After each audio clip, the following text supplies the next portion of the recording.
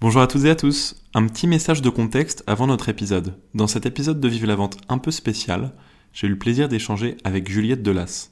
Juliette est une Head of Sales engagée qui œuvre pour la parité homme-femme dans le monde de la tech. Dans ce podcast, elle revient sur son expérience pour 50 in Tech où elle aura occupé pendant 4 ans le rôle de Head of Sales and Community. Elle a construit leur machine de vente et fait drastiquement évoluer leur proposition de valeur avec une énergie et des pratiques inédites, comme vous allez le constater. Bonne écoute. J'ai voulu revenir à ma première passion, qui est donc celle de la place des femmes dans le monde du travail. Et donc j'étais en fait déjà sales, mais je ne le savais pas. Le plus difficile pour moi, ça a été de vendre à des personnes qui ne voyaient pas l'intérêt.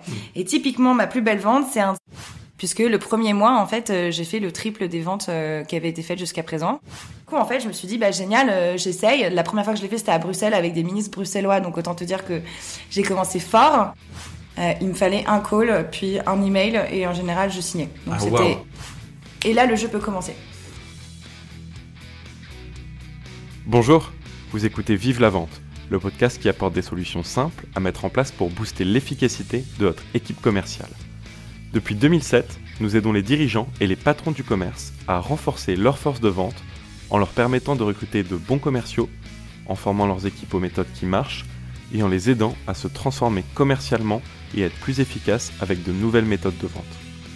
2 fois par mois, je reçois un expert de la vente pour profiter de son expérience et lui demander ses meilleures pratiques commerciales. Si Vive la Vente vous plaît, je vous invite à vous abonner et à nous laisser votre avis si vous êtes sur Apple Podcasts ou Spotify. Bonne écoute. Bonjour à toutes et à tous. Aujourd'hui, dans ce nouvel épisode de Vive la Vente, j'ai le plaisir de recevoir Juliette Delas, Head of Sales and Community et également conférencière pour 50 in Tech. Créée en 2019, la jeune société propose des outils pour attirer et fidéliser les talents féminins dans les startups et les départements tech de grands groupes. Aujourd'hui, 50 in Tech, c'est un chiffre d'affaires qui double quasiment chaque année et une communauté de plus de 30 000 femmes et professionnels du numérique inscrits sur leur plateforme. Un vivier de talent et d'expérience qui a séduit de belles entreprises comme Payfit, Shine, Capgemini, Unique et même TF1 ou Dailymotion. Juliette est arrivée en 2020 et a largement contribué à ce succès commercial tonitruant. Au programme de notre épisode, je lui ai donc préparé les questions suivantes. Quelles sont les différences fondamentales entre convaincre start-up, scale-up et grands groupes? Comment être un bon sales sur des événements et des salons? Comment être bon en networking finalement? Comment mettre l'utilisation de LinkedIn au service de sa machine de vente? Bref, en un mot, quelles sont les meilleures méthodes pour construire son organisation commerciale? Mais d'abord, comment ça va, Juliette? Ça va et toi? Je suis très contente d'être là. Moi aussi, je suis très content de te recevoir. Pour commencer avec une question classique d'introduction, est-ce que tu peux nous dire 2 mots sur ton parcours? Comment est-ce que tu es tombée dans la vente? Alors, je vais faire un tout petit peu plus de 2 mots, du coup. Je suis tombée dans la vente par hasard, très sincèrement. En fait, à la base, moi, je suis ce qu'on appelle community builder. Donc, mon travail, c'est d'animer des communautés et des réseaux. J'ai commencé chez Willa, qui est l'incubateur européen pour les femmes entrepreneurs, au tout début de ma carrière. Donc, c'était mon stage de fin d'études. Et c'est là, en fait, où j'ai compris la nécessité et l'envie de rassembler des êtres humains autour d'une passion, d'une cause commune ou d'un objet commun. Donc en l'occurrence c'était des femmes entrepreneurs et c'était de les rassembler, qu'elles échangent, qu'elles se parlent, notamment de levée de fonds par exemple.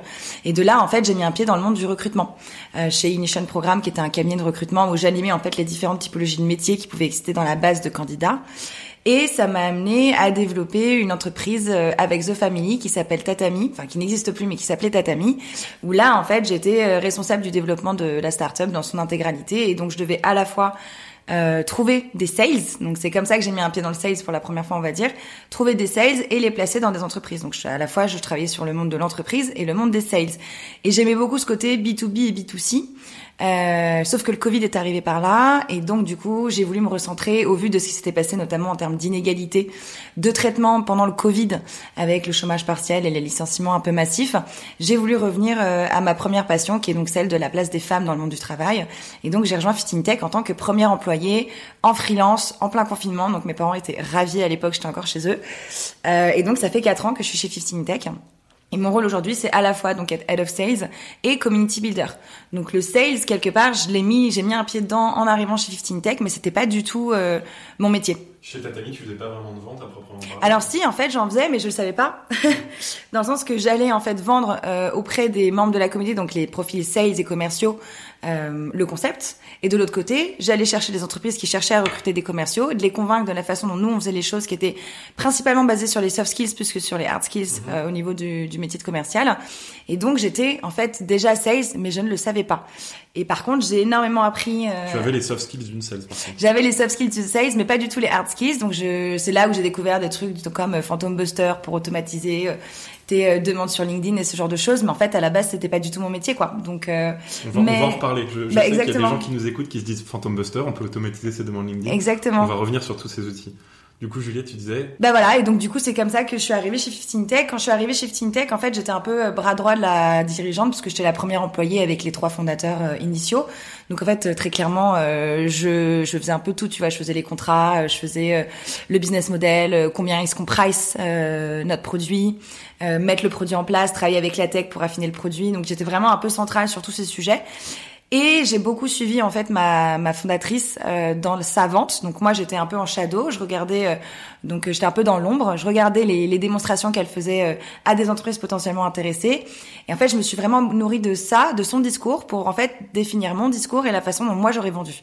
Et c'est là où je me suis rendu compte que le monde du travail que j'avais avant, donc le monde de la communauté qui était principalement axé sur le fait de rassembler des êtres humains autour de quelque chose qui les avait en commun, en fait, c'était très proche du sales, c'est-à-dire qu'on est à la limite de la psychologie. Et je pense du coup que aujourd'hui, ce qui va être intéressant dans cette conversation qu'on va avoir, cher Paul-Étienne, c'est justement de travailler sur l'aspect plutôt psychologique et mon approche psychologique du sales, plus que sur l'aspect vraiment très technique, puisqu'au fond, si t'as la compréhension des personnes à qui tu vends, la mise en place des outils en découle assez facilement. Tu pourrais nous en dire un petit peu plus. Et en plus, tu étais en train d'insister tout à l'heure sur les soft skills. On va revenir sur la proposition de valeur de 15 Tech, si ça te dérange pas, histoire de donner un petit peu de contexte. Tu peux nous expliquer un petit peu ce que fait 15 Tech aujourd'hui? Ouais, alors en fait, 15 Tech, si tu veux, d'un côté, donc c'est du B2B et du B2C. Côté B2C, en fait, t'as une communauté de plus de 30 000 femmes dans la tech. Donc quand je dis femmes dans la tech, c'est des femmes qui font à la fois des métiers techniques, donc dans la data, l'ingénierie, le produit par exemple, mais aussi des femmes comme moi, qui travaillent dans le monde de la tech, mais qui n'ont pas forcément un métier technique comme les métiers commerciaux. Par contre,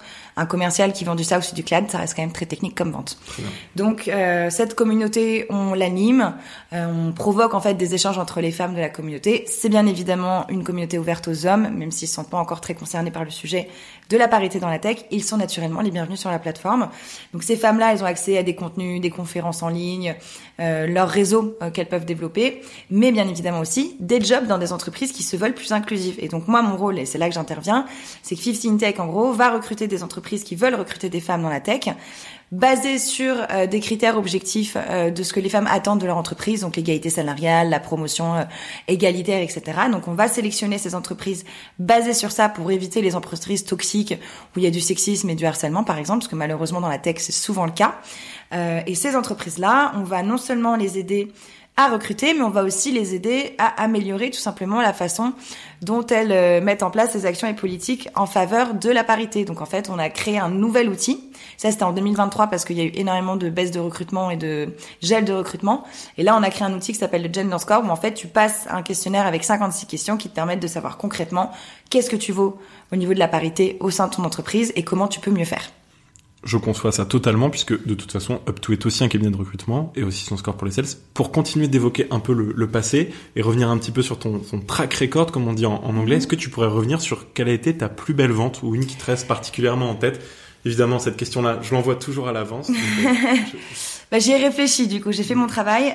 En fait, si tu veux, j'ai souvent vendu à des personnes qui étaient déjà de base convaincues et intéressées par ces sujets. Moi, je travaille sur des sujets d'inclusion.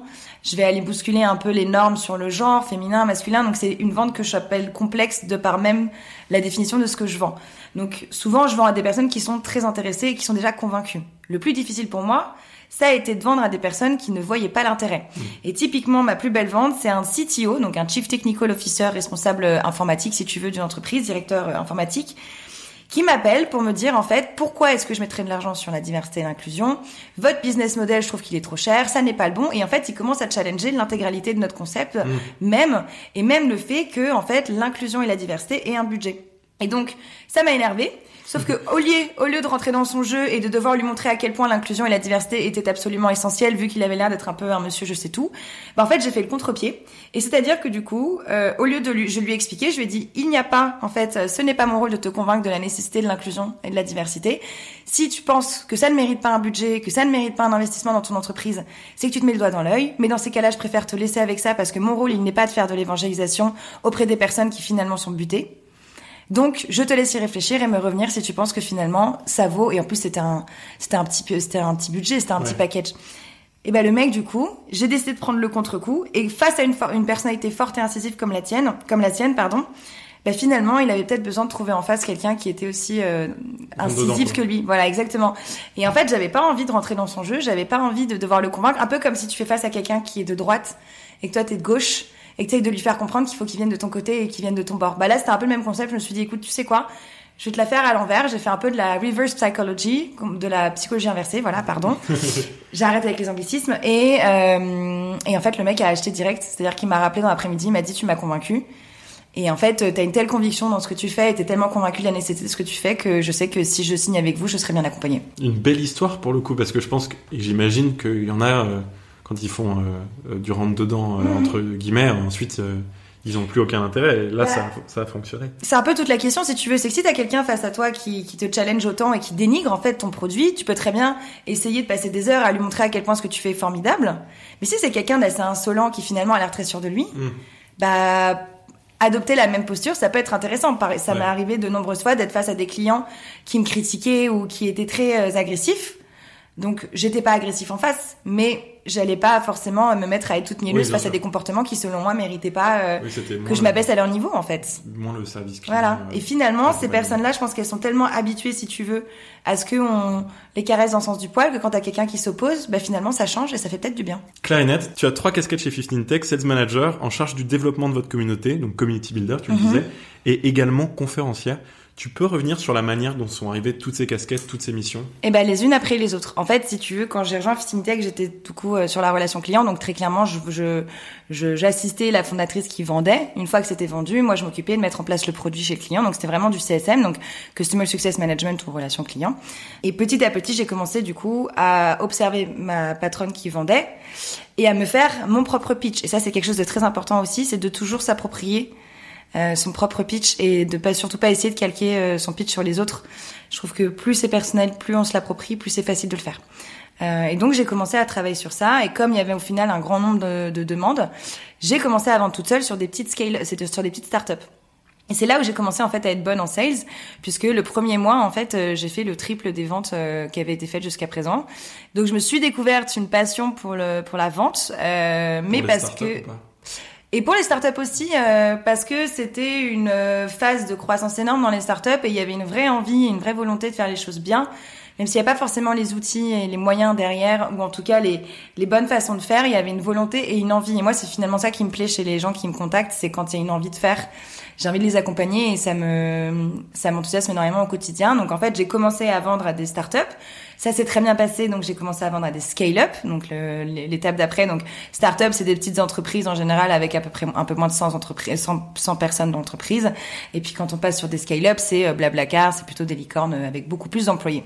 Et puis suite à ça, en fait, il y a eu le Covid et le confinement il y a eu un confinement. Alors je sais plus exactement la temporalité, mais 2021, je crois. Novembre 2021. Exactement. Et à ce moment-là, en fait, je me suis rendu compte à travers tous les rendez-vous que j'avais du manque de connaissances de nos clients sur ces sujets de diversité, d'inclusion, de parité, de femmes dans la tech, de féminisation de leurs équipes. En fait, ils étaient largués.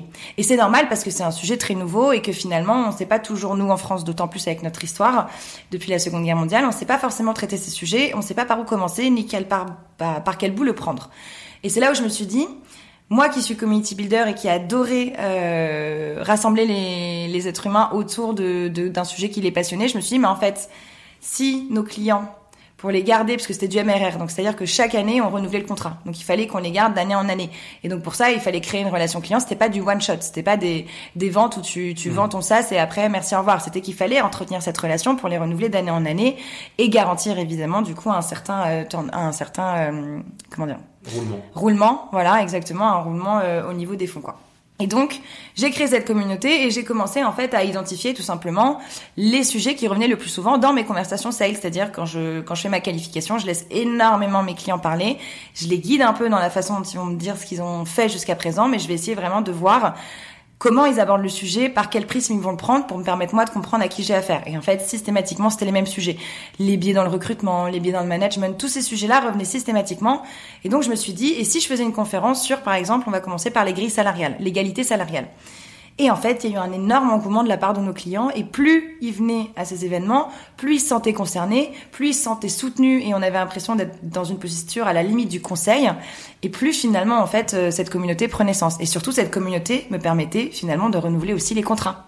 Bien sûr. Donc, ça avait une visée sociétale parce qu'on les aidait vraiment à progresser sur ces sujets de parité parce que c'est vraiment ce qui me passionne. Mais en plus, ça nous permettait de renouveler chaque année des contrats et donc évidemment de faire un meilleur chiffre d'affaires. Donc c'était tout bénef entre guillemets. Et puis derrière, ma fondatrice est partie vivre dans le Sud-Ouest. Il y avait de plus en plus d'engouement autour du sujet des parités des femmes dans la tech et donc j'ai commencé à être envoyée en conférence de façon un petit peu abrupte. Et puis finalement en fait j'ai adoré ça. Moi j'ai fait du théâtre pendant 10 ans donc le fait de parler devant des gens, une salle comble, ça me gêne pas du tout. Au contraire. Ça s'entend même là. Ouais, merci, je porte ma voix. Et du coup, en fait, je me suis dit, génial, j'essaye. La première fois que je l'ai fait, c'était à Bruxelles avec des ministres bruxellois, donc autant te dire que j'ai commencé fort. Et en fait, je me suis rendu compte, entourée de tous ces ministres, que finalement, j'étais limite la personne la plus préparée de cette conférence parce que j'étais extrêmement stressée et la plus à même de connaître le sujet. Et c'est là où je me suis dit, mais en fait, il y a une telle méconnaissance du sujet que, en étant conférencière, je vais pouvoir utiliser ces conférences pour pouvoir attirer du lead. Et c'est là où j'ai commencé à réfléchir à ma stratégie sur LinkedIn. Et donc à devenir conférencière de façon officielle. Évidemment pour moi-même, pour grandir, mais aussi parce que ces conférences permettaient de me nourrir mon discours de commercial, mon discours auprès de mes clients, de relations clients, et puis indépendamment de ça, d'utiliser ce discours pour faire de la génération de leads. Parfait, mais tu me devances parce que j'ai bien sûr des questions sur ton social selling qui interviendront dans la deuxième partie de ce podcast, donc tenez-vous bien. C'est parfait, je pense que tu as expliqué assez bien comment on passe de sales à community builder à conférencière dans ce cas bien précis. Tu as comme ambition de continuer de réécrire les codes de la parité dans le numérique en rejoignant du coup par la suite femmenumérique.fr. Aujourd'hui, on va se concentrer sur tout ce que 15 Tech t'a appris sur la vente, mais est-ce que tu peux rapidement revenir sur tes futures missions, sur justement donner un peu de contexte finalement sur ta prochaine expérience à nos auditeurs? Bien sûr. Alors du coup, je rejoins donc Femme Numérique, c'est le de arrobase. Je l'ai rejoint du coup là courant avril et je serai responsable des mécénats et des partenariats. Femme Numérique, l'idée c'est c'est une association en fait qui appartient à une fondation. Qui doit en fait agir sur le territoire au niveau national. Donc c'est pas uniquement dans le petit spectre parisien, c'est pas uniquement sur les entreprises de la tech, c'est de travailler en fait au niveau des différents partis qui sont concernés par la féminisation de la tech. Si tu veux, si on parle de la féminisation de la tech aujourd'hui, jusqu'à présent, je la voyais beaucoup à travers le monde du recrutement et des politiques RH. Sauf que le problème est bien en amont, il est dès l'école, dès l'éducation nationale, dès le plus jeune âge, dès l'âge de 7 ans, où en fait les biais de genre féminin et masculin sont déjà incorporés par les petits garçons et les petites filles.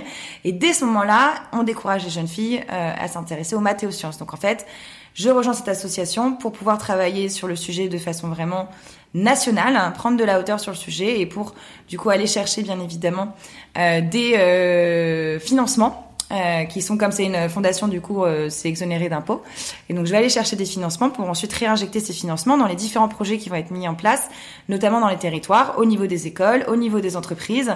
Ça va être aussi tout un travail de communauté justement, donc je garde cet aspect communautaire pour rassembler les différents partis, comprendre un peu pour chaque parti ce qui fait qu'on stagne, qu'est-ce qu'on peut faire pour les aider, quelles sont leurs plus grosses problématiques finalement et là où ils n'arrivent pas à avancer, pour ensuite leur tendre la main, créer des projets qui répondront à chacune de ces problématiques, pour derrière évidemment accélérer la féminisation de la tech, parce que là si on continue comme ça, on n'aura pas 50% de femmes dans la tech avant 2156. Donc autant te dire qu'il va falloir aller au-delà même du concept de recruter des femmes dans la tech. Et la data c'est important, même si ça, je pense que c'était plutôt une estimation 2156. Si on peut maintenant rentrer dans le vif du sujet et dans le cœur de la machine de vente que tu as développée chez 15 Tech, Comment est-ce que vous êtes organisé commercialement? Alors, en fait, on était une petite start-up, donc il y avait juste Caroline, la fondatrice, et moi. On a été rejoints en mars 2023 par un Chief Revenue Officer et des personnes en charge de la relation client. Donc, on a recruté sur la partie relation client, donc CSM, dont je parlais tout à l'heure que je faisais initialement,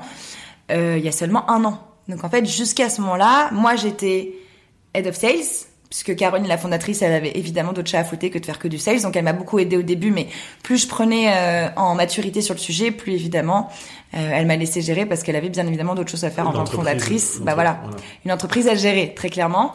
Et donc, du coup, je suis devenue Head of Sales et en fait, je faisais tout, du sourcing jusqu'au closing et ensuite, tout ce qui était onboarding des clients, donc accueillir les clients sur le produit, leur faire comprendre un peu comment le produit fonctionnait, et puis ensuite derrière la communauté. Donc en fait j'ai fait tous ces métiers-là pendant 3 ans.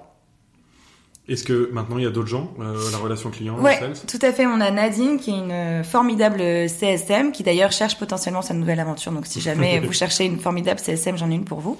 Nadine du coup qui elle est sur la partie CSM. J'avais une stagiaire aussi qui a roulé un petit peu sur tout ce qui était account management, gérer les contrats, etc. Parce qu'en fait avant je faisais tout seul. Les contrats, la signature. Et voilà, exactement, ouais. Les contrats, la signature, les différents contrats en fonction des différents produits qu'on vend. Enfin, les si relances. Tu veux, Alors non, alors les relances non même pas parce que c'était moi qui les faisais aussi. Oui, j'allais dire tu faisais aussi les relances. Ouais, non, j'étais vraiment multitask, c'est-à-dire que j'allais en fait développer toute ma stratégie de sourcing sur LinkedIn principalement, mais aussi beaucoup aux événements, on va en parler après. Ensuite, je faisais toutes les calls de qualification, les démonstrations du produit, le closing, la signature du contrat, la facturation avec un CFO, donc un Chief Financial Officer en charge de la finance et de la comptabilité. Et ensuite, je mettais le produit en place chez eux, je les onboardais, et ensuite, du coup, je faisais ma relation client à travers tout le cycle de Tech vente Change Club. Ouais. De A à Z. Exactement. C'est ça qui était fascinant, en fait, et je trouvais que c'était... en fait, on était une toute petite start-up, donc on n'avait pas les moyens d'avoir... tu sais, la diversité, l'inclusion, c'est pas là où tu lèves le plus de fonds. Ouais. C'est pas le sujet qui est le plus sexy, entre guillemets, ou en tout cas, qui, selon les investisseurs, est le plus porteur, alors que pourtant, selon moi, c'est vraiment l'avenir de nos sociétés. Mais toujours est-il que, du coup, il fallait savoir se débrouiller avec peu. Et typiquement, tu vois, pour les clubs que je faisais, les communautés, pour organiser un événement, j'allais solliciter les bureaux de mes clients, type Blablacar, Dailymotion, qui ont des superbes locaux. Derrière, pour tout ce qui était les courses et le buffet, c'est moi qui allais le faire chez Monoprix. Enfin, tu vois, c'était vraiment très, très terrain, très, low budget. Il fallait faire un peu avec ce qu'on avait, et c'était ça que je trouvais assez fascinant aussi dans le monde des toutes petites startups. Je pense que tu as vraiment dû contribuer aussi à l'évolution de la proposition de valeur. Bien sûr. Comment est-ce qu'elle a évolué au tout début, on avait en fait pris des prix qui étaient proportionnels. En fait, nos prix ont évolué. Plus je rencontrais des clients, plus je faisais de la prospection, plus j'avais des calls, plus je me rendais compte, si tu veux, que en fonction de la taille de l'entreprise, donc beaucoup start-up et scale-up dans un premier temps, ensuite on est monté sur les grands groupes, j'en parlerai après. Mais si tu veux, plus on travaillait sur les start-up et les scale-up, plus on se rendait compte qu'en fonction du nombre de tailles et du nombre d'employés, t'avais plus ou moins de budget, plus ou moins de place et surtout plus ou moins quelqu'un en interne pour s'en occuper. Typiquement, pour illustrer mes propos, en général, une start-up qui a moins de 50 salariés en France, je précise, parce que c'est important la nuance, a rarement quelqu'un qui s'occupe des ressources humaines, c'est les managers qui font un peu leur recrutement. Tout ça est un peu fait au doigt mouillé parce que en France en tout cas, on voit pas forcément la nécessité de recruter quelqu'un au niveau des ressources humaines. Or moi, ma cible, c'est les personnes aux ressources humaines et tout ce qui est talent acquisition. Donc en fait, comme il y avait pas de personne pour gérer le projet avec nous qui était dédié à ça, forcément que le prix devait être proportionnel aussi au temps que l'entreprise aurait pour ça. Donc en fait, on avait commencé à designer des packages qui étaient proportionnels à la taille des employés. Et plus tu avais d'employés, évidemment, plus en général tu avais de recrutement et de phase de croissance, plus tu avais des personnes pour s'occuper de travailler avec nous sur ces sujets, plus c'était cher. Et pour les scale-up, ça a changé alors ? Pour les scale-up, non, on est resté là-dessus. C'est juste que là où c'est devenu plus complexe, c'était justement dans la vente complexe grand groupe, où là, il a fallu en fait définir une nouvelle façon de pricer, parce que c'était aussi pas forcément les mêmes attentes non plus. Bien sûr. On va en parler après. Est-ce qu'il y a une culture commerciale distincte chez vous ? J'imagine qu'il y a une force de conviction qui est assez forte de faire bouger les choses, de parfois faire évoluer le mental du client. Le plus dur, je dirais, c'est l'éthique. En fait, si tu veux, quand tu travailles sur des sujets d'inclusion, de parité, tu peux pas vendre à n'importe qui. Et tu peux pas vendre tout et n'importe quoi. Il y a un moment où des gens veulent faire du bullshit et tu dois dire non. Exactement. C'est hyper important. Et c'est hyper important, en fait, parce que même dans ta relation client derrière, ça devient un cauchemar quand tu travailles avec des gens qui, surtout dans certaines typologies de domaines, qui pensent que tout leur est dû. D'autant plus quand t'es une toute petite start-up. Ce qui est très étonnant, c'est que nous, on était tout petits. Et donc, il y avait beaucoup d'entreprises qui partaient du principe que comme on était tout petits, on avait bien de la chance de les avoir en client et que donc, ils pouvaient tout se permettre.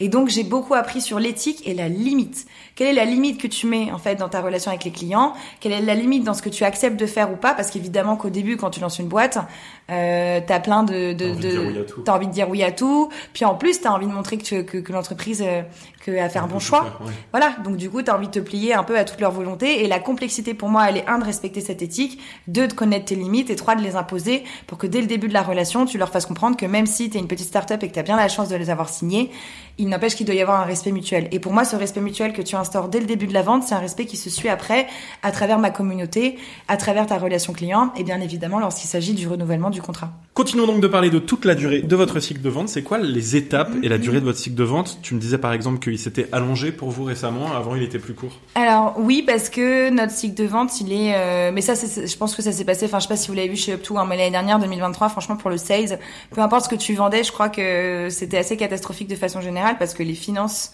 des startups, scale-up et même des grandes entreprises a été fortement impactées par la crise économique qu'on a vécue. Cette récession quelque part et cette inflation. Donc en fait, si tu veux, avant startup et scale-up, objectivement, il me fallait en général en moyenne un call, qualification plus démo, ça me prenait 30 minutes.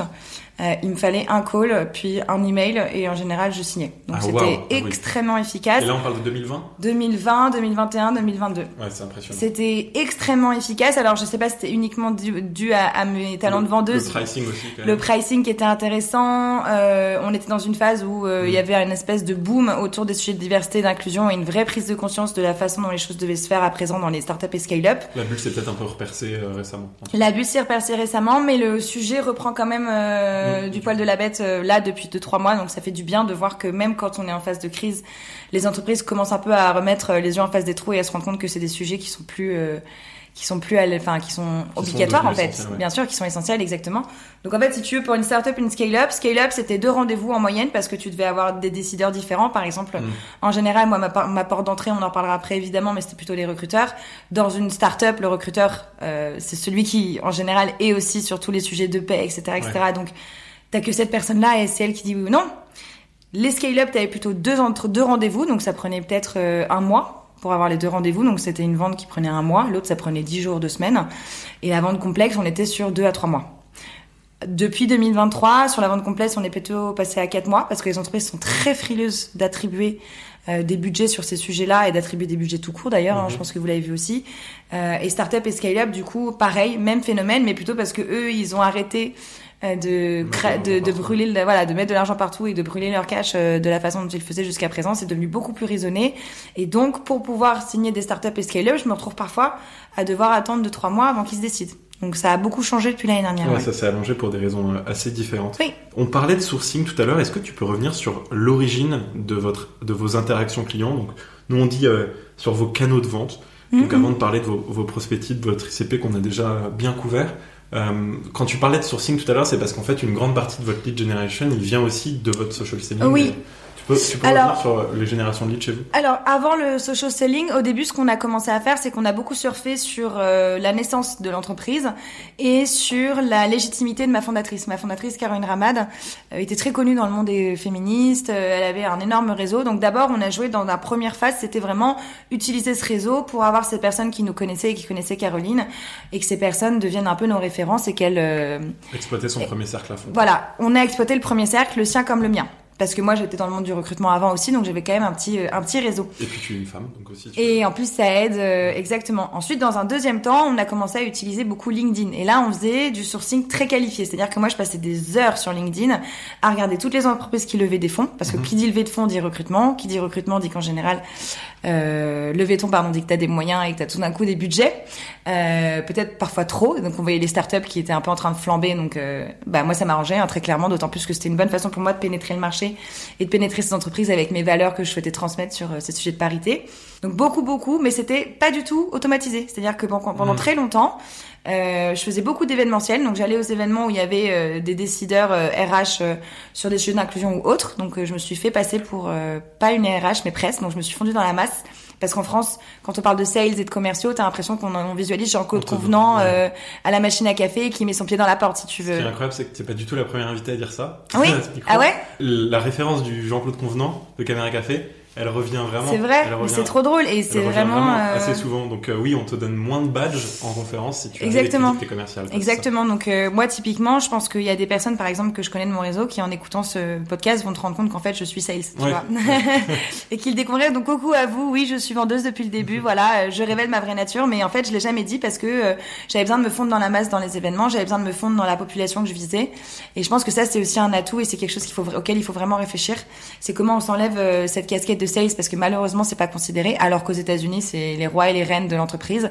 Ici en France ils sont un peu moins valorisés, je trouve. C'est notre raison d'être, je suis entièrement d'accord avec toi. Donc voilà, donc moi je me suis décidée en fait à faire quelque chose de très quali. Donc en fait je contactais chaque personne une par une dès que je voyais quelqu'un qui mettait un post sur la diversité et l'inclusion, dès que je voyais quelqu'un dans le recrutement qui disait on recrute, veille, en fait, constante, de la veille à la levée de fonds, de la veille au recrutement, etc. Exactement, de la veille au poste où des entreprises prenaient parti sur on a mis en place le congé menstruel, on a mis en place le congé parental. Oui, là tu sais qu'ils vont être un peu réglés. Exactement. Comment est-ce que tu as réussi à automatiser cette sorte de veille? Alors du coup je l'ai automatisé, mais pour être tout à fait honnête ça marchait moins bien, figure-toi. Parce que le côté très personnalisé, c'est un peu comme quand on chasse des talents féminins, le très personnalisé plaît beaucoup aux femmes. Et ben là c'était un peu le même concept, le très personnalisé plaisait beaucoup aux recruteurs et recruteuses parce que comme c'était des sujets sur lesquels ils étaient très novices, le fait d'avoir quelqu'un qui se positionnait comme un expert, en l'occurrence moi une experte du sujet, il y avait une forme de confiance qui se créait, qui faisait que du coup j'avais accès à eux beaucoup plus facilement qu'en utilisant des outils d'automatisation. Comme par exemple, nous on utilisait beaucoup Dripify. Dripify, c'est un outil d'automatisation qui peut passer par des emails ou autres. Mais nous, on a toujours beaucoup utilisé LinkedIn. Parce que comme les entreprises, quand elles parlent de sujets de parité, d'inclusion, parlent beaucoup des sujets de communication et de marque employeur, eh bien LinkedIn était le premier vecteur de transmission de ces sujets pour les entreprises et donc pour nous d'aller les chercher évidemment. Et ça l'est toujours, on le voit par exemple avec la journée de la femme qui était début mars. Beaucoup d'entreprises ont saisi l'opportunité de parler de journée des droits de la femme, d'ailleurs, pour parler de ça. Bah, elles sont même regardées si elles le font pas, c'est aussi ça qui est en train de se passer, c'est que là on a une espèce d'inversement des forces quelque part, je sais pas comment le dire, mais où en fait tu vois les entreprises qui sont de plus en plus regardées pour ce qu'elles font en termes de communication, qui sont de plus en plus obligées de se positionner sur ces sujets, et une entreprise qui n'aurait rien fait pour le 8 mars au sein de l'entreprise ou sur les réseaux, c'est une grosse entreprise, ouais. Ça aurait été compliqué pour leur image. Et aujourd'hui l'image des entreprises, le vivier de talent sur le marché du travail est tellement tendu que si en plus, en tant qu'entreprise, t'as pas compris que tu devais faire des efforts de communication sur ces momentum qui sont importants et qui comptent pour les nouvelles générations, mais aussi pour les travailleurs d'aujourd'hui, dans ces cas-là, en fait, tu tires un peu une balle dans le pied. Donc moi, du coup, utiliser LinkedIn, c'était la meilleure façon pour moi de potentiellement, si besoin, utiliser aussi la culpabilité autour de ça, ou le manque de communication sur ces sujets pour les attraper et leur proposer, du coup, de les accompagner là-dessus aussi. Et c'est intéressant de voir que dans une automatisation que tu aurais fait finalement de ce social selling-là, tu pouvais moins trouver les informations pertinentes ou de quoi rebondir, parce que peut-être que quand on met un filtre automatique, ça filtre que la communication qui est, elle, aussi automatique, c'est-à-dire que ça va filtrer Google Actualité, pour m'être mis des alertes moi aussi sur les levées de fonds ou quand des sujets de vente reviennent, des nouveaux directeurs commerciaux en poste qui vont peut-être envie de s'exprimer sur les méthodes qu'ils vont mettre en place dans leur nouvelle boîte, etc. Je relève que c'est très difficile d'avoir de l'information qualitative qui se revient automatiquement. En fait. Et du coup, déjà, c'est compliqué d'avoir cette information, c'est compliqué de faire ce screening parce qu'en fait, aujourd'hui, les outils d'automatisation sont pas forcément faits pour ça.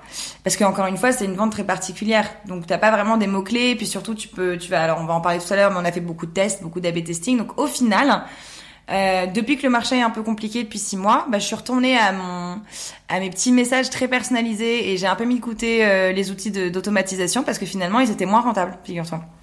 Intéressant.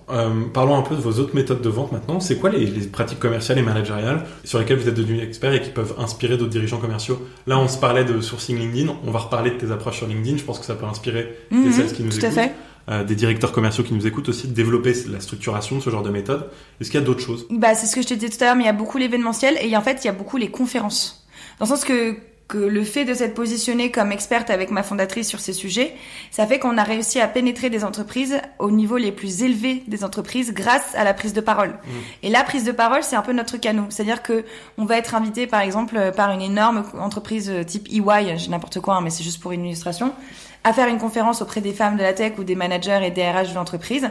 Et ben, au final, grâce à ces prises de parole, on se positionne en tant qu'expert. Et alors, on est directement avec les décideurs et ceux qui ont le budget au plus haut niveau, et ça nous fait gagner beaucoup plus de temps, ça nous donne de la visibilité, ça nous donne du contenu, et c'est un gain de temps énorme. Et surtout, plus tu te positionnes en expert, peu importe ce que tu vends, plus du coup tes clients ont envie de te croire et ont envie de te faire confiance. Oui, je pense que les clients potentiels te chercher par eux-mêmes, on va vous trouver aussi automatiquement grâce à ça. Alors on va nous trouver, mais surtout ce sur quoi on a beaucoup travaillé, nous, c'était de prêcher la bonne parole et de devenir un peu les personnes à contacter, peu importe la question que tu avais, et en fait toujours dans une posture de conseil. Donc je sais ça pas si... C'est pour ça du référencement, ce que tu dis. Tu sais, en mode si on se pose la question et qu'on vous recherche, on vous trouve tout de suite. Et c'est presque ça. Et d'ailleurs, il y a pas mal de gens qui nous contactaient pour nous dire j'ai un problème, je sais pas comment mettre en place des grilles de salaire. On m'a dit que t'étais un peu experte sur le sujet. Donc moi j'allais toujours prendre le temps de répondre à ces personnes et de proposer un call. Sauf qu'évidemment, du coup, j'utilisais ça pour ensuite leur pousser et leur expliquer ce qu'on faisait chez 15 Tech. Donc si tu veux, cette prise de parole, ce positionnement en tant qu'expert sur un sujet assez méconnu, ça nous a permis de pénétrer en fait des marchés où on n'aurait jamais pu aller sinon, parce qu'on avait fait face à une telle méconnaissance du sujet que les personnes avaient besoin d'une posture de conseil plus que de vendeur. D'où le fait que d'ailleurs j'ai jamais dit que j'étais vendeuse, parce que ça aurait discrédité un peu cette approche-là. Absolument. Qui était censée être très humaine, qu'il est toujours, évidemment, que je suis très sincère dans ma démarche, mais comme en France t'as un peu du mal à accepter parfois les entreprises qui font quelque chose de bien pour l'humanité et qui se rémunèrent avec ça, et que en général on se dit que ça doit être des associations qui le font. Du coup il fallait que j'adopte une posture beaucoup plus humble et experte pour pouvoir vendre sans être jugée sur le fait de vouloir vendre et faire de l'argent. Ouais, c'est intéressant ce que tu dis. Je pense que ça tourne autour du fait d'apporter une solution et pas forcément de la vendre, effectivement. Au départ, tu étais là pour te charger de la relation client. Comment est-ce que tu as pris en compte les retours clients pour contribuer au développement du produit? Comment est-ce que ça a changé les choses au début? Du coup, en fait, je travaillais étroitement avec le cofondateur qui s'appelle Julien, qui est le Chief Technical Officer, donc toujours ce même terme de directeur informatique, très clairement. Et en fait, on travaillait main dans la main pour optimiser le produit. Donc en fait, toutes les semaines, j'avais des points avec lui. On était en relation constante ensemble. Et dès que, comme j'étais en amont au niveau de la vente et ensuite dans la relation client, j'avais un peu l'intégralité de la façon dont on était perçu, de la façon dont notre produit était perçu. Et en fait, j'avais des moments dans ma journée, si tu veux, ma semaine était répartie entre les moments de sourcing, les moments de call et de démo, et les moments où en fait je prenais des calls avec les clients pour récupérer leur feedback produit et tech et ensuite les transférer du coup au CTO. Et donc je faisais l'intermédiaire. En même temps. Est-ce que tu peux me parler de quelques évolutions comme ça Bien sûr. Par exemple, au début, 15 Tech, c'était une plateforme où tu explicitais, un peu comme Welcome to the Jungle, tu avais une page où tu explicitais toutes les actions et politiques que tu mettais en place pour attirer les talents féminins. Mais une vitrine, exactement. C'est exactement ça. C'est ce que je dis en plus. C'était une vitrine. C'est le mot Welcome to the Jungle. Ouais. Ah ouais, c'est vrai. Pour le savoir, je le savais pas, mais avant que Welcome to Jungle j'utilisais déjà. et voilà. Et en fait, si tu veux, typiquement, quand on a lancé 15 Tech, on avait cette vitrine, on avait des jobs. Ce qu'on savait pas, en revanche, c'est qu'on pensait que naturellement, les candidates en voyant les jobs allaient être dirigées vers les pages de carrière des entreprises et naturellement candidater. Sauf que ce qu'on avait oublié, c'était le phénomène que du côté des femmes, entre le moment où tu cliques sur une offre et le moment où tu candidates, t'as une énorme perdition de candidates parce qu'elles se jugent pas forcément la meilleure personne pour le poste, sauf qu'on ne pouvait pas traquer cette data. Et de l'autre côté, les entreprises qui nous faisaient comprendre en fait tout simplement que c'était impossible pour eux d'attendre juste les bras croisés que les candidats tombent, en sachant même pas finalement si c'était grâce à nous que ces candidates étaient arrivées dans leur pipe de candidats. Et donc, grâce à ces échanges, on s'est rendu compte qu'il fallait qu'on fasse des intégrations ATS pour pouvoir permettre de les traquer. Voilà, de les traquer, et même pour les recruteurs de faciliter leur quotidien parce qu'ils avaient déjà des milliards d'outils et en général même pas de pause déjeuner tellement il y avait de recrutement à faire et tellement ils étaient sous-staffés parce que c'est des métiers dans lesquels c'est systématiquement sous-staffé. Et donc, il a fallu prendre en compte, typiquement, ce sous-staffing-là pour optimiser l'outil en proposant des intégrations ATS et, du coup, derrière, en créant, en fait, un lien et une connexion verbale entre les recruteurs et les femmes de la plateforme. Parce que, du côté de l'un comme de l'autre, il y avait une nécessité d'ouvrir un dialogue. Et toutes ces choses-là, au début, on le savait pas et on l'avait même pas imaginé parce que, on n'était pas recruteurs, donc on ne savait pas quel était leur quotidien et leur façon de travailler. 2, on n'était pas des femmes dans la tech et donc on ne savait pas ce qu'elles attendaient des recruteurs pour être être convaincu, se laisser convaincre et rentrer dans un process de recrutement. Donc tu vois, ça c'est des évolutions qui ont été rendues possibles uniquement par des conversations et moult conversations avec les deux parties. Et surtout, ce qui est très important, c'était toujours de parler avec les deux parties. Si t'es pas en relation avec les clients et que tu parles qu'avec les candidats et inversement, c'est très compliqué d'avoir un produit in fine qui correspond à tout le monde et qui marche pour tout le monde. Entre devenir, entre guillemets, essentiel et ensuite incarner une évidence, c'était pas évident de structurer, j'imagine, votre machine de génération de leads et aussi toute la data qui va avec le produit derrière. Au bout d'un certain temps, vous avez décidé de commencer à vendre directement aux grands groupes. Qu'est-ce que ça a changé pour vous dans le cycle et votre discours de vente? Alors, ce qu'il y a, c'est que on a commencé à s'attaquer aux grands groupes pour deux raisons. Évidemment, une première raison qui était monétaire, parce que forcément que c'est des beaucoup plus gros clients et donc beaucoup plus gros budget pour nous, donc des plus grosses ventes, qu'on se le dise. Mais pas seulement. C'est aussi parce que les grands groupes, c'était les entreprises qui en général sont les plus au fait de ces sujets de diversité et d'inclusion, parce que beaucoup plus regardées, parce que souvent cotées en bourse, donc qui ont quelque part une obligation beaucoup plus importante que les startups de rentrer dans le moule, de faire les choses bien et qui ont les regards tournés vers eux. Donc du coup, c'était important pour nous et surtout parce qu'en fait, ils emploient et recrutent beaucoup plus. Donc c'était la possibilité pour nous d'ingérer massivement des femmes dans cet écosystème tech en les faisant passer par les grands groupes qui recrutaient beaucoup plus qu'une startup. Un grand groupe qui va recruter 3000 personnes en un an face à une startup qui en recrute 30, bon bah ton impact il est décuplé. Sauf qu'en fait, on n'avait jamais fait de vente complexe avec la fondatrice, donc on a eu un coach, un sales coach qui nous a expliqué justement parce qu'en fait, startup, scale-up, bah tu vois, moi j'étais jeune à l'époque, c'est horrible ce que je veux dire, j'avais 26 ans, j'avais 25 ans, donc en fait avec les startups ça passait très bien parce que tous mes interlocuteurs avaient mon âge, on avait les mêmes codes vestimentaires, le même vocabulaire. Et la première fois que j'ai fait une vente complexe, les mêmes codes sociaux et tout. Tout à fait. Et la même agilité, la même façon de fonctionner parce que j'étais moi-même salariée d'une start-up finalement. Donc on se comprenait. On s'appelle à 8h demain, c'est bon. Exactement. Alors moi, ça peut être trop 8h. Mais si tu veux, pour les grands groupes, en fait, le premier call que j'ai fait avec un grand groupe, je me suis pris une claque parce que j'ai commencé à présenter, faire ma démo comme avec les startups, donc efficace, agile. Et là, je me suis fait engueulée, mais vraiment, je me suis fait disputer par la personne en face qui m'a dit mais vous mâchez vos mots, vous allez trop vite, on comprend pas.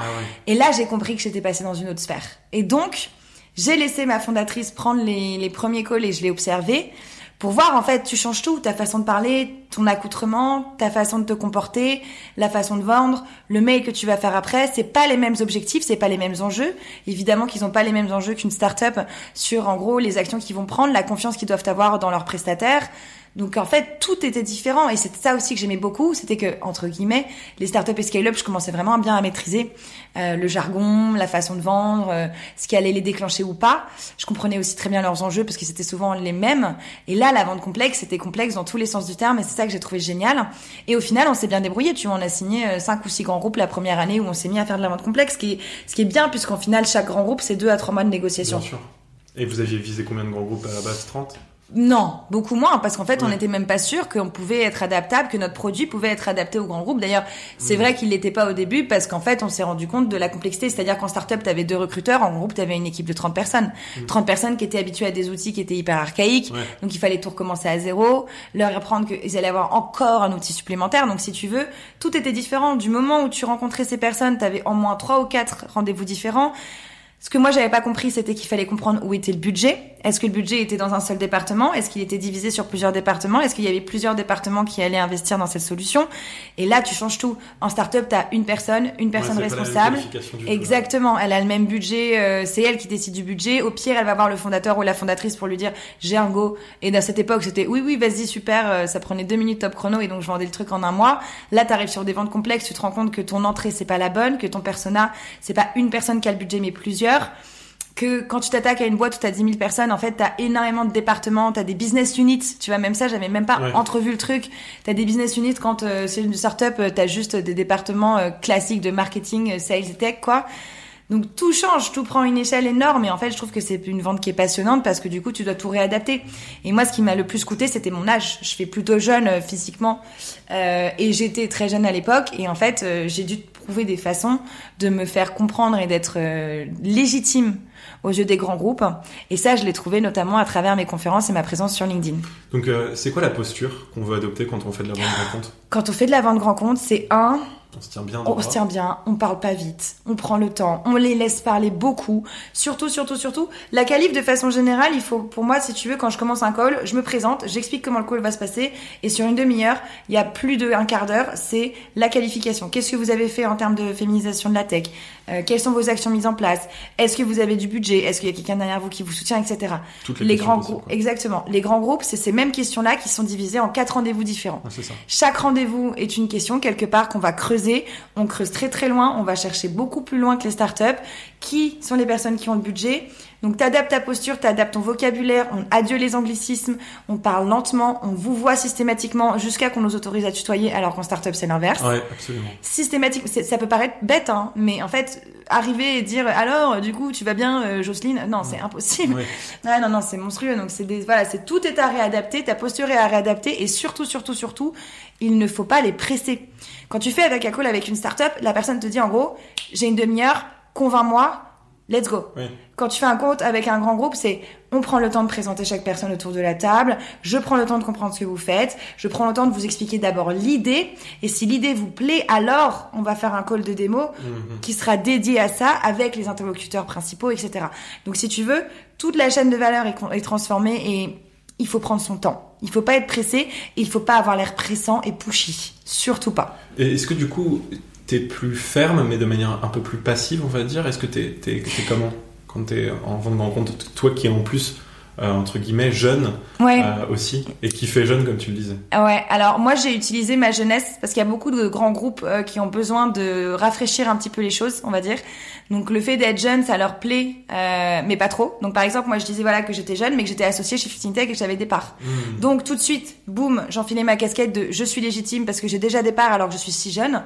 Donc là, tout de suite, tu vois, les personnes se disent waouh, elle est jeune, elle est associée de cette start-up, c'est qu'elle doit être maligne. Oui, si elle est au capital, c'est... Exactement. Donc là, tout de suite, tu prends une dimension que tu prenais pas avant. Donc ça, c'était l'une des premières choses que je faisais. Au début, j'ai pas compris, j'ai pas fait ça. Je me suis pris des scuds monstrueux. Une fois, il y a une dame, elle m'a fait pleurer. C'est-à-dire que j'ai dû couper mon micro. Ah, c'était horrible. Ouais. Je me suis fait hurler dessus. Et on me disait, mais enfin, mademoiselle, c'est inadmissible, c'est insupportable de vous écouter, vous parlez si vite, on comprend rien. Donc du coup, suite à ça, j'ai été bouleversée et j'ai changé l'intégralité de ma démonstration. Donc j'avais une démo grand groupe, une démo startup, par exemple. Si vous nous entendez, vous mettez bien 5 étoiles au podcast, Juliette parle à peine trop vite. Tu as été responsable de tout le cycle de vente, donc 80 clients à un moment. C'est ce qu'on se disait quand on a préparé ce podcast au téléphone. Ouais, on est monté jusqu'à 100. 80. Moi, j'ai fait 55 au max, mais 80 clients, ça doit être quelque chose.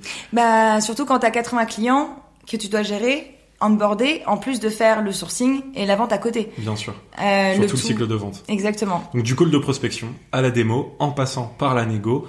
Qu'est-ce que tu retiens comme bonne méthode pour rester au top dans ces cas-là ? Je parle notamment des tips pour s'organiser. Bah alors, pour les tips pour s'organiser, c'est de se réserver des plages horaires. Au début, je faisais un peu tout, n'importe quoi. C'est-à-dire que, je sais pas, lundi matin, par exemple, j'étais sur LinkedIn. Tiens, telle startup a parlé de son congé parental, je vais la contacter. Tiens, il y a tel client qui... Non. Il faut des plages horaires. Pour moi, tout ce qui est CSM, donc relation client, ce qui est indispensable, c'est toujours de se dire le client comes first. C'est prioritaire. Le client est prio. Donc, si tu peux pas répondre à ton client dans la journée, tu lui réponds que tu vas lui répondre bientôt. Tu laisses jamais aucun client insatisfait, tu laisses jamais aucun client en stand-by pendant 3 jours. Ta limite, c'est 48 heures. Donc, en fait, si tu veux, j'avais une limite en me disant, en fait, j'ai été serveuse. Et quand j'étais serveuse, on m'a toujours dit, la priorité, c'est les plats chauds. C'est-à-dire que si t'as des cocktails au bar et des plats chauds qui viennent de sortir, tes cocktails attendront. Et bah, pour le sales, c'est pareil. La priorité, c'est tes clients, parce qu'il faut les conserver, parce qu'un client satisfait, c'est un client qui parle de toi. C'est ta meilleure façon d'être recommandé. Et derrière, c'est ces clients-là, d'ailleurs, que je mettais en relation avec des prospects qui voulaient des recommandations. Donc, numéro 1, c'est le client passe en premier. Si t'as un client qui a une urgence, Si t'as un client qui a une urgence, si t'as un client qui est pas satisfait, si t'as un client qui est en galère, d'abord ton client. Ensuite, ta prospection. Donc ça, je me bloquais des pages horaires. Donc j'avais des moments bloqués dans mon agenda parce qu'en fait, j'avais tellement de calls. Au bout d'un moment, j'étais à 30 calls par semaine. Ouais. J'avais tellement de calls que je pouvais pas, en fait, m'arrêter toutes les demi-heures. Je pouvais pas faire un call, puis de la chasse, puis, tu vois. Donc il fallait, en fait, une organisation redoutable. Et cette organisation, c'est se prévoir des plages horaires que tu bloques dans ton agenda, ce qui fait que ça n'apparaît pas dans ton agenda professionnel et qu'on ne peut pas prendre rendez-vous avec toi sur ces plages. Et donc, si c'est un tips que je vous donne, les meilleurs moments pour faire du sourcing, c'est le mardi de 10h à midi et le jeudi de 14h à 16h. Et quand tu parles de sourcing, c'est contacter des gens sur LinkedIn? Exactement, contacter des gens sur LinkedIn. Donc en fait, j'avais des règles, j'avais 4 heures de sourcing par semaine. Tout le reste devait être rempli par mes calls et entre chaque call, je faisais en sorte d'avoir toujours une demi-heure de battement pour pouvoir regarder mes mails et être sûr de répondre à mes demandes clients pour ensuite faire passer des tickets à la tech, aux produits. Donc en fait, j'avais des momentum avec une liste un peu de plus urgent ou moins urgent, ce qu'il faut traiter en premier, ce qu'il faut traiter en dernier pour être systématiquement à jour dans ce que je faisais et pouvoir tout gérer aussi en parallèle en fait. Certains appellent ça la matrice d'Eisenhower, si je ne me trompe. Ah ouais, ok, je savais même pas qu'il y avait un nom stylé. Alors moi, je pensais faire ça au doigt mouillé si tu veux, c'était mon orga à moi, mais... Effectivement, 4 cases, du moins important au moins urgent, et 2, ce sur quoi tu as un contrôle direct. Exactement. Et ce sur quoi tu n'as pas un contrôle direct. Il faut pouvoir se soucier de ce qu'on peut contrôler aussi, mais là tu contrôles tout. Donc, c'est ça. Donc il faut pouvoir être partout, il faut lésiner sur rien, et en fait il faut toujours faire attention à ça, c'est-à-dire que moi je faisais aussi en fonction d'un truc, c'est très important, c'est d'une semaine à l'autre je regardais si j'avais assez de démos. Par exemple, si j'ai une semaine j'avais 30 démos, j'allais pas chercher à avoir plus de démos cette semaine-là. Par contre, si je regardais la semaine d'après que j'avais que 15 démos, par exemple, je me disais, OK, donc là, par exemple, la chasse devient prioritaire. Donc, mes priorités doivent pouvoir t'évoluer aussi en fonction de ta saisonnalité.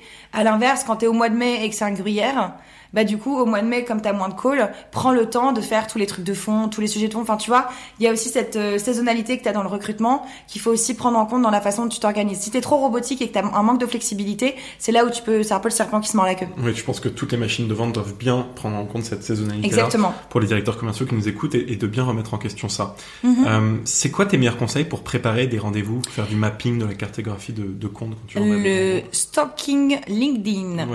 Voilà. Full LinkedIn. On est sur du full LinkedIn parce qu'en fait, le LinkedIn est la vitrine de tes entreprises. Donc moi, j'ai 3 outils. LinkedIn, d'abord, je vais regarder... Alors moi, du coup, je regardais évidemment s'il y avait déjà... quels étaient mes critères. Avant même de commencer à faire ton mapping, déjà, qu'est-ce que tu cherches? Moi, ce que je cherchais, par exemple, c'était 1, quelle était la représentation féminine dans l'entreprise? 2, quelle était leur typologie de communication sur les réseaux? Est-ce qu'ils étaient, par exemple, dans la transmission de leurs valeurs, de leur culture, de l'arrivée des nouveaux salariés? Ou est-ce qu'ils parlaient que de leurs produits tech et SaaS? 3... est-ce que du coup il y avait des levées de fonds, des actualités? Donc je regardais ces 3 éléments-là et ces 3 éléments-là me permettaient déjà d'avoir une bonne idée de ce qui se passait dans l'entreprise. Et en plus de pouvoir poser les questions que j'avais envie de poser pendant ma qualification. Et donc systématiquement avant chaque call, je me pose sur LinkedIn de l'entreprise. Ensuite, je vais aller sur Glassdoor. Glassdoor parce que alors moi je suis dans le monde du recrutement hein, donc évidemment Glassdoor c'est un outil qui permet en fait aux entreprises d'être notées par leurs salariés sur ce qu'elles valent en termes de égalité salariale, flexibilité, diversité, inclusion. Donc j'allais voir la note Glassdoor et j'avais des critères d'éligibilité. Donc si la note de Glassdoor était moins de 3,5, c'était qu'en général c'était déjà pas très bon signe. C'est très mauvais signe. Exactement, c'est même très mauvais signe. Et donc du coup ça c'était un élément indicateur pour moi déjà de base de si la personne en face de moi était potentiellement déjà bonne ou pas. Et surtout si j'allais devoir la cuisiner plus que d'autres. Ouais. Donc c'était déjà des indicateurs. Et du coup, ensuite, quelle était la personne avec qui je parlais? Est-ce que c'était une personne qui était apte à prendre la décision finale? Et si tel n'était pas le cas parce qu'elle n'avait pas un poste de head-off, etc., qui était la personne chez elle avec qui il fallait mettre en relation? Et surtout, de bien poser la question pendant le rendez-vous. Et donc déjà, si tu mappes tout ça, ça te permet d'avoir une bonne idée de ce que du statut de l'entreprise sur tes sujets. 2, de pouvoir voir un petit peu comment est constituée l'entreprise et à qui tu vas parler. Et 3, du coup, de poser les bonnes questions pendant tes entretiens pour être sûr de ne pas passer à côté de quelque chose. Ouais, hyper important pour se relever des points à ensuite rebalancer en entretien. Exactement. Est-ce que ça a un lien avec ce que tu me disais en appel que tu appelles le panier de basket? Ah oui. Alors, ma technique du panier de basket, c'est une technique que j'utilisais à la base. C'est mon frère qui m'a appris ça. À la base, je l'ai utilisé pour les processus de recrutement. C'est-à-dire que quand j'étais en recherche de mon premier travail, je mettais mon CV et en face, j'imprimais la fiche de poste. Et en fait, je faisais des liens entre ce que j'avais fait et ce qu'on attendait de moi. Comme ça, pendant l'entretien, je pouvais dire oui, d'ailleurs, j'adore faire de la poterie, en sachant très bien qu'en face de moi, il y avait quelqu'un qui avait besoin d'expertise en poterie. Oui, n'importe quoi. Voilà, c'est un exemple évidemment stupide, mais c'était ça l'idée. Et donc, sachant pertinemment ce qu'on attendait de moi dans la fiche de poste, j'allais insérer dans mon discours les paniers en question en sachant pertinemment que j'allais faire tilt en face parce que je savais déjà que c'était ce qu'ils voulaient entendre. Ouais.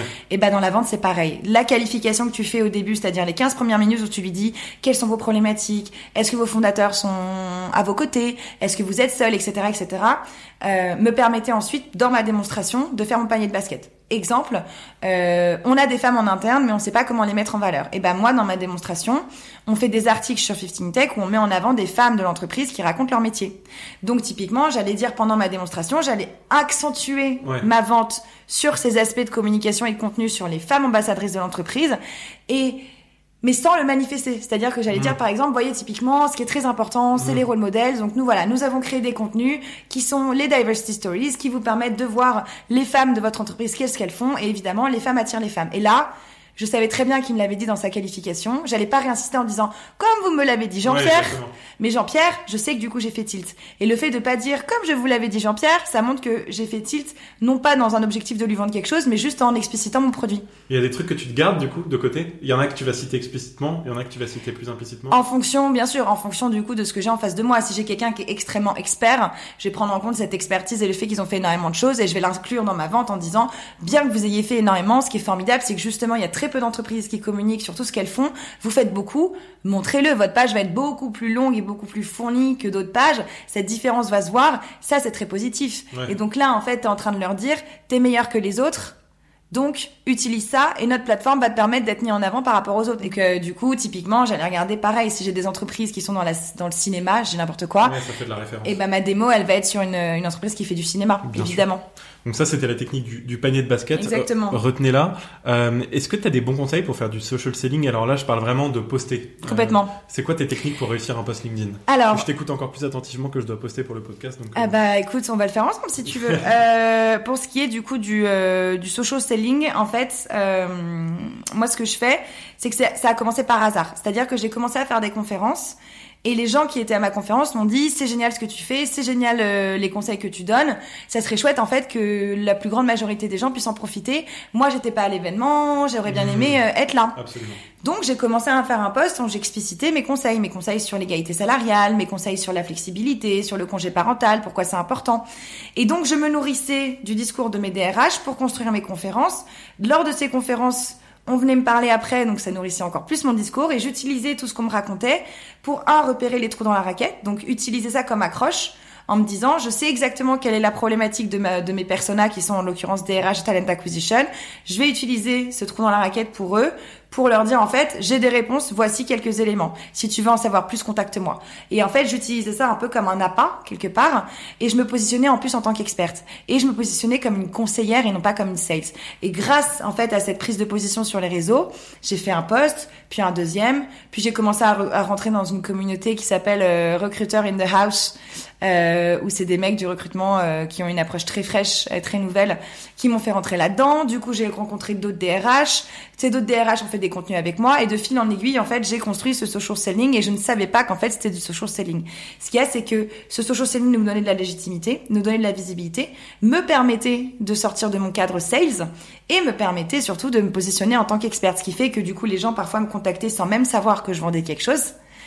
Et me permettait de commencer une conversation sans avoir rien à leur vendre et j'en ressortais avec un closing, quoi. Oui, je pense que quand on a tous commencé à poster ou à être sur LinkedIn, on savait pas encore que des années plus tard, on appellerait ça le social selling sur des podcasts. Exactement.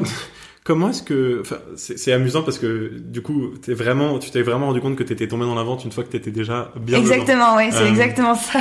Comment est-ce qu'on performe en tant que sales quand on est sur des événements, sur des salons? En un mot, comment est-ce qu'on est fort en networking? C'est ce que je te demandais en intro. Comment on est fort en networking? Donc moi, la première chose que j'ai envie de vous dire, c'est que le plus difficile, c'est d'aller en networking quand on est seul. Donc au début, si vous avez peur de ça, moi je suis quelqu'un d'assez extraverti et j'aime bien rencontrer des gens, donc ça me dérangeait pas d'y aller seul. Mais au début, allez-y avec un collègue, sales également, mettez-vous d'accord un petit peu sur la posture à adopter. Mais si vous êtes seul, typiquement, allez au moins une fois par semaine sur des événements. Moi, j'allais au moins une fois par semaine sur des événements ou un soir par semaine. C'est énorme. Mais en fait, c'est hyper rentable. Et du coup, moi, je me disais, je gagne un temps de fou à aller à un événement. Je passe 2 heures, je repars avec 10 cartes de visite, alors que sur LinkedIn, en 2 heures, je repartais pas avec mes 10 cartes de visite, mais potentiellement qu'elles allaient se traduire dans les 3 semaines qui suivaient, tu vois. Donc en fait, pour moi, c'était hyper rentable. Et surtout, il y a rien de plus humain que la relation humaine, si tu veux. Il y a rien qui, selon moi, fonctionne mieux que d'avoir une personne en face de toi, sa chaleur humaine, sa personnalité, ce qui s'exprime face à toi. Pour moi, il n'y a pas de prix. Et donc, au moins une fois par semaine, j'allais sur des événements. Lorsque tu vas sur des événements, la première chose, c'est ce que je vous conseille, c'est la technique du buffet. Okay. La technique du buffet, c'est que tu vas au buffet. À pas confondre avec la technique du ballon de basket. Voilà, exactement. Oui, j'ai plein de techniques comme ça que je me suis amusée à nommer. La technique du buffet, c'est que tu vas directement au buffet après l'événement. Tu parles du buffet, des boissons. Je suis végétarienne, est-ce qu'il y a des trucs végé, est-ce que nanana. Mais si je peux me permettre un conseil, c'est que tu le fais directement avec les speakers qui sont autour du buffet. Comme ça, tu les hooked direct. Soit tu repères un groupe de personnes et pour t'insérer dans le groupe de personnes, tu repères une personne qui connaît le groupe. Okay. Comme ça, tu rentres dans le groupe, tout le monde va te dire « Et toi, qu'est-ce que tu fais ?» Et là, en fait, t'as 10 personnes, 10 prospects à qui tu pitches ce que tu fais en 5 minutes. Et en fait, t'as 10 personnes qui vont dire « Ah, mais moi aussi, j'ai un problème pour recruter des femmes dans la tech. » Et boum, en 5 minutes, t'as pitché 5 minutes, t'as 10 prospects. Et tu fais ça 2 heures, tu ressors de là, t'as 40 personnes avec qui tu viens de matcher, qui en plus te trouvent sympathique, qui en plus voient que t'es un être humain et que t'es pas une machine, avec qui tu vas avoir des conversations qui potentiellement n'ont rien à voir avec ce que tu vends. Et là, tu crées un lien qui ensuite est immuable. Moi, j'ai des gens que j'ai rencontrés comme ça sur des événements, maintenant c'est mes amis, et quand ils changent d'entreprise, c'est des recruteurs, quand ils changent d'entreprise, ils me recontactent à chaque entreprise. Parce qu'on a créé un lien de confiance énorme, parce qu'il est créé de base sur quelque chose de très humain. Et donc ça, c'est la technique du coup du buffet. Et indépendamment de ça, une technique que je vous donne, c'est que moi, je regarde en fait la programmation. Pendant l'événement et pendant que la personne parle, je prends une quote de la personne si elle est sur scène et qui dit nous, chez NJ, les femmes dans la tech, voilà ce qu'on a fait. Eh bien, je vais écrire à cette personne que je vais contacter sur LinkedIn. Je vais me connecter avec un message personnel où je vais dire formidable NJ, bravo pour votre prise de parole et bravo d'ailleurs d'avoir mis en place l'égalité salariale chez NJ, par exemple. Et derrière, je vais aller, dès que la conférence est terminée, je vais devant la scène. Donc, je me mets toujours dans les premières chaises à côté de la scène. Oui, c'est ce que tu m'avais dit. Voilà, je vais devant la scène. Donc, c'est un peu un truc de harceleuse, mais ça marche très bien. Je vais devant la scène parce que ces personnes qui sont sur scène, en général, c'est des DRH. Donc, moi, en fait, ça m'évite de devoir passer par tous les autres niveaux, d'autant plus dans la vente complexe. Donc, j'allais directement aux sorties de la scène. Si j'étais avec ma fondatrice, on se partageait les personnes. Et en fait, je les attaquais, littéralement, à la sortie de la scène où je leur disais, voilà, j'ai 1 minute parce que j'ai des pitchs de 1 minute, 5 minutes, 10 minutes. J'ai différentes typologies de pitch en fonction du temps que j'ai. Là, c'est des personnes qui viennent de finir une conférence. Ils ont pas envie de déblatérer pendant des heures. Pas de souci. Elevator pitch direct. Exactement. Elevator pitch direct. 1 minute. Je leur demande leur email personnel. Donc, je demande pas celui de leur secrétaire ou je sais pas quoi. Je demande directement l'email.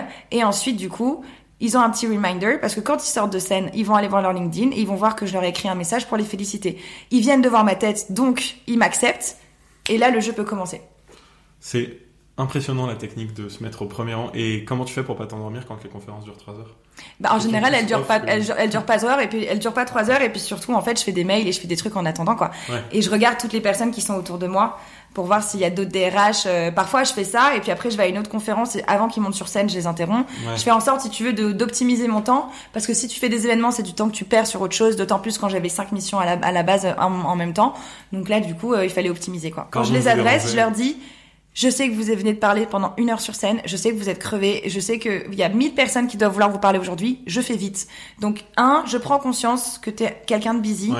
Je prends conscience que je suis en train de te prendre du temps. Rien que ça, tout de suite, c'est un icebreaker où les personnes se disent « Ah oui, c'est vrai qu'elle me prend du temps, mais c'est gentil de le dire. Et donc là, tout de suite, boum, ils ont envie de t'écouter. T'as ouvert un petit peu les chakras. Et là, ensuite, tu leur dis, voilà, vous avez parlé de ça sur scène, donc évidemment, faut retenir, si NJ a dit qu'ils ont un problème au niveau des femmes dans le leadership, tu vas voir NJ, tu lui parles des femmes dans le leadership, tu lui fais pas un truc bateau. Toujours cette personnalisation infime que moi j'adore et qui souvent porte ses fruits. Le petit panier de basket. Exactement. Il faut s'adapter à sa cible. C'est très important. Et bien la représenter aussi, ce que tu disais. Oui, exactement. Ta proposition de valeur. C'est ça, c'est qu'en fait, moi je représente mon sujet, il est délicat. Donc en fait, en tant que femme féministe, profondément féministe, il faut aussi que je sois alignée avec mes valeurs et il faut aussi que ça se transmette dans ma vente. Par exemple, un truc que je fais vachement qui marche très bien, c'est que quand je donne un conseil à une entreprise, je dis toujours que vous travaillez demain avec nous ou pas, si je peux me permettre un conseil. Et rien que le fait de dire ça, ça veut dire je suis pas là en train de te pousser quelque chose, je suis là parce que je crois fondamentalement en ce que je fais, ce qui est vrai. Et donc, je vais forcément vouloir t'aider d'une façon ou d'une autre, même si on travaille pas ensemble. Et la plupart du temps, les gens ont envie de travailler avec moi, du coup. Ouais, mais je suis assez partisan de ces trucs un peu de, c'est pas de l'anti-vente, mais c'est ce qui s'y apparaît. Oui, c'est ça. Et quand on me dit, appelle-le, par exemple, petit tips, si votre cible, c'est des recruteurs, les appelez pas. Ils sont en entretien de 9h à 18h. Ils ont souvent pas le temps de manger. Si en plus t'es là pour les appeler et les déranger, c'est pire que tout. Tu fais un texto, tu fais un LinkedIn. Et si jamais tu leur proposes de s'appeler, tu leur dis, peux-tu m'appeler cet après-midi à 18h? Mais le côté harceleur, moi, je suis pas cette sales pushy, je le serai jamais honnêtement. Et jusqu'à présent, ça a porté ses fruits. Il vaut mieux les attendre juste après leur conférence. Exactement. On a poussé au maximum la partie 2 de notre podcast. On va passer à la partie 3 très très brièvement, vraiment les 10 dernières minutes. Donc il me reste 2 questions. Est-ce que tu pourrais nous dire ce que tu conseillerais à la commerciale ou à la personne en sortie d'études que tu étais il y a une dizaine d'années, mais j'exagère un petit peu. Ouais. Qu'est-ce que tu te dirais à toi-même pour réussir dans la vente ? Alors, je me dirais à moi-même de mieux travailler ma qualification. Parce que souvent, en fait, je parlais avec des entreprises qui, en fait, avaient pas de budget, ou la personne à qui je parlais était pas du tout décisionnaire, ou en fait, elle était pas du tout écoutée dans son entreprise, on la valorisait pas. Donc, c'est la qualification, qui est la personne que tu as en face de toi et quel est son pouvoir. Okay. Perds pas de temps avec des personnes. Typiquement, l'autre jour, j'étais à une conférence où on parlait de la cible. Si ta cible elle est mauvaise dès le début et que tu t'attaques à quelqu'un que tu colles pendant des mois, alors qu'en fait c'est pas cette personne qui a l'argent, en fait c'est des questions à poser. Et donc la qualification est indispensable. Pas perdre de temps, quoi. Et voilà, où est le budget ? Surtout quand moi j'avais des journées comme ça. Maintenant ça va mieux parce que j'ai des équipes, mais je pouvais pas passer mon temps à prendre des calls qui servaient à rien. Bien sûr. La deuxième chose, c'est ne jamais se reposer sur une seule et même personne. C'est-à-dire qu'il faut aller chercher au moins 2 ou 3 interlocuteurs par entreprise pour ne jamais dépendre de cette seule personne. Qu'elle ait aimé ou pas d'ailleurs ce qu'on ait fait, parce que parfois, typiquement, moi je vais tomber sur des gens qui sont pas du tout convaincus de ce que je raconte, alors qu'en fait leur N+1 il l'est peut-être. Donc ne jamais se reposer sur cette seule personne. Et la troisième chose que je dirais, c'est l'écoute active. C'est pas du bullshit, c'est pas souvent j'entends des sales qui disent alors du coup c'est quoi vos problématiques ? La nana répond et après il dit alors nous ce qu'on vous propose. Et t'es là, non, déjà réponds à sa problématique, dis-lui que tu peux lui répondre ou pas d'ailleurs. Enfin, c'est une conversation, c'est 2 êtres humains qui se parlent et qui essayent de trouver une solution ensemble. Et je pense que parfois les sales le perdent peut-être un peu de vue.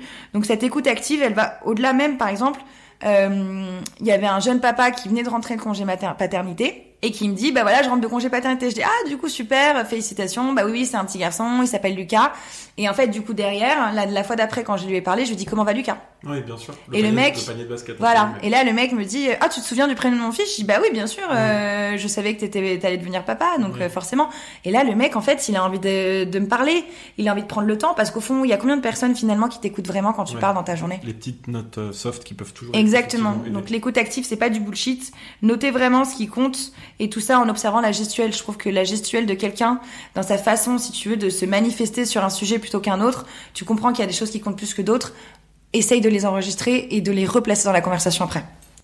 Claire et nette à nouveau. Dernière question de ce podcast, même si t'as vu moi aussi je fais mes transitions, mais c'est vraiment parce que c'est ma dernière question. Oui. Aucune qualification à faire pour celle-ci. Est-ce qu'il y a 2 ou 3 outils ou livres que t'as recommandés à nos auditeurs ? On parlait de quoi un peu plus tôt ? On a parlé de Galaxy. Alors, Wallaxy, Dripify, qui sont des outils d'automatisation, Phantom Buster, c'est des outils qui sont top, qui peuvent être gratuits, où tu peux automatiser, typiquement, tu peux aller jusqu'à personnaliser le message LinkedIn que tu vas envoyer à quelqu'un pour te connecter avec cette personne, pour qu'ensuite elle t'accepte dans son réseau. Et là, ça envoie un autre message en fonction de ce que la personne t'a répondu ou pas. C'est génial. Ça te fait des chaînes de valeur. Ça prend un quart d'heure à programmer et derrière, tu vas contacter 1500 personnes en une journée.